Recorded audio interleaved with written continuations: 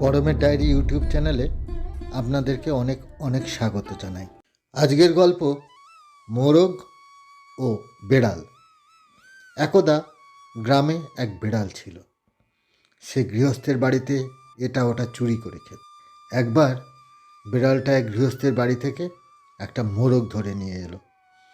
এখন সে মোরগটাকে মেরে খেতে চাইল, কিন্তু শুধু শুধু তো আর একজনকে মারা যায় না, একটা অজুহাত থাকা চাইতো। সে তখন মোরগটাকে বলল, তুই মারাত্মক একটা আপদ, রাতে ডেকে মানুষকে স্বস্তিতে ঘুমোতে দিস না। মোরগটি উত্তরে বলল, এ তো আমি ভালো উদ্দেশ্যেই করি। রাত্রি শেষে আমার ডাকে ঘুম ভাঙলে মানুষেরা সকাল সকাল তাদের দিনের কাজ শুরু করতে পারে।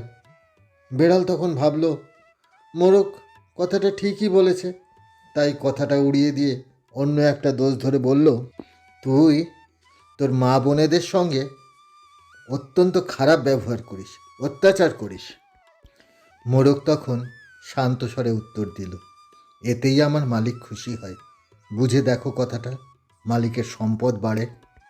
বিড়াল তখন বিরক্তি প্রকাশ করে বলল, না, তোর সাথে মেলা ফ্যাচ ফ্যাচ করার সময় আমার নেই। কিন্তু তাই বলে যে আমাকে খিদে পুষে রাখতে হবে তারও কোনো মানে নেই। তোকে আমি খাবই। এই বলে বেড়াল মোরগটার টুটি চেপে ধরে মেরে খেয়ে ফেলল। আজকের গল্পের নীতিকথা হলো, দুর্জনের ছলের অভাব হয় না। নমস্কার। কাল দেখা হচ্ছে আবার একটা নতুন গল্প নিয়ে। ততক্ষণ ভালো থাকবেন, সুস্থ থাকবেন।